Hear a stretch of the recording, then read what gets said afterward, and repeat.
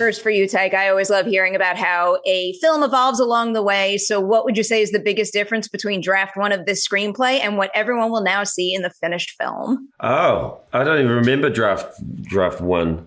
It's pretty much the same story. Most of the beats are the same.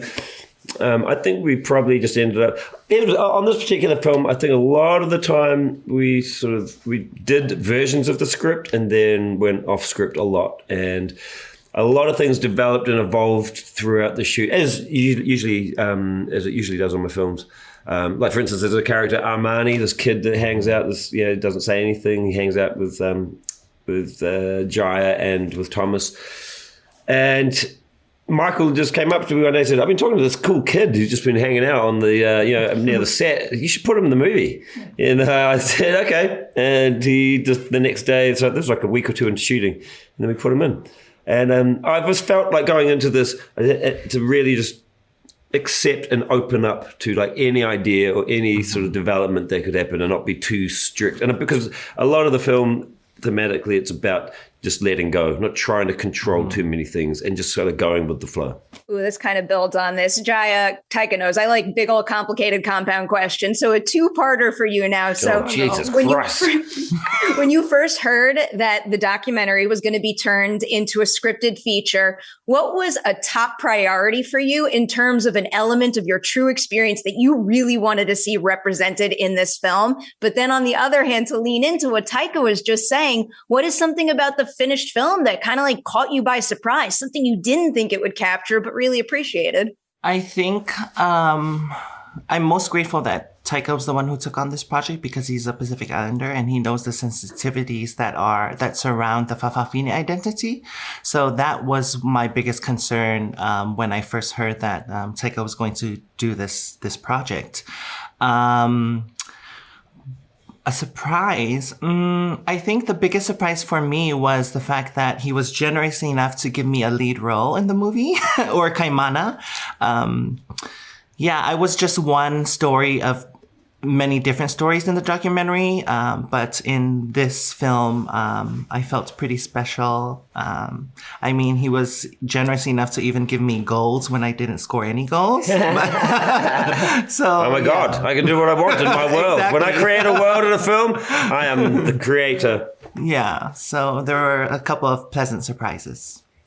Look, if you want the real authentic story, watch the documentary. Exactly. And documentaries aren't even that real, are they? They're just little moments edited together to create a certain point of view and a certain narrative based on what the filmmaker wants you to think or feel. If you really want the true story, get a time machine and go back there. Yeah. Oh, yeah. That's simple. Experience on the day. Even the timeline in the doc was just... the timeline, so back and forth. Yeah.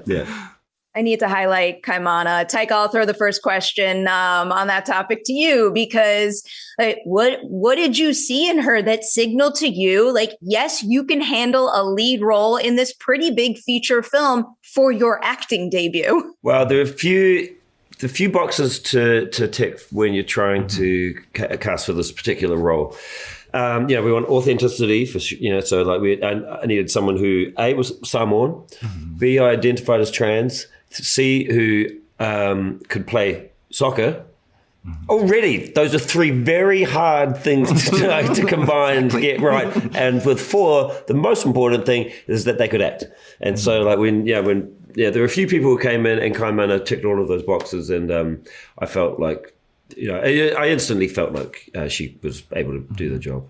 And and then she did her first scenes with Michael, and he was like, whoa, she's good. Really like, and so it was, I just felt that was a huge relief to be able to, because that was a very important role to cast, obviously. Mm-hmm. I'm dying to see her in more things now. Jaiyah, for you, did you get the chance to chat with Kaimana before filming? And if so, what were some, elements of the movie version that were most important for the two of you to talk through and maybe even work on together? Again, Kaimana is playing Taika's version of Jaiyah. So the first time we met was at the launch party for the film. I was actually a guest of one of the cast members, and I walked in not knowing anybody, but Kaimana stood out.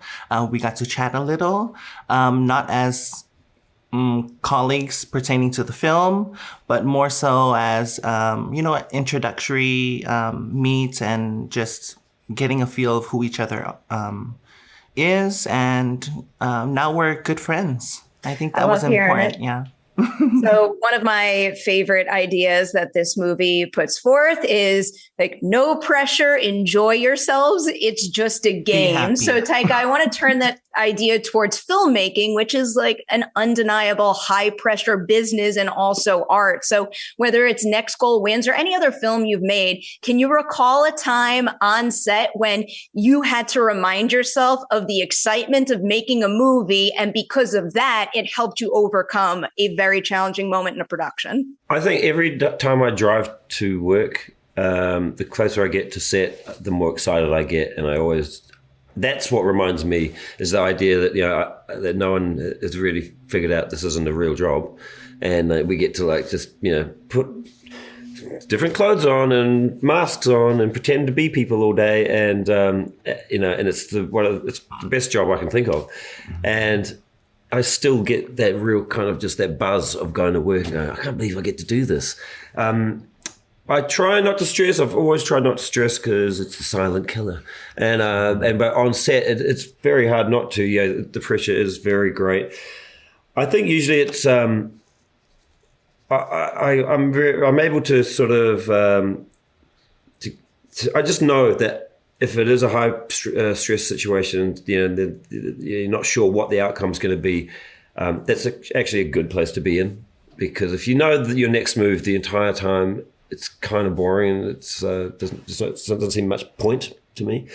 So I like those moments when it's like, what the hell is going to happen? And then when you get out of it, that like when you manage to pull something off or figure out a solution to a problem, you feel very smart. Sure. I had an AD buddy who used to walk around sets when people were stressed and say, guys, we're making a movie. And now every single time I'm having a tough moment, I always think I can hear him still to this day saying it. And I love it. Thank you, Perry. Yeah. You're so lucky to be able to make a movie. It's so, so rare now.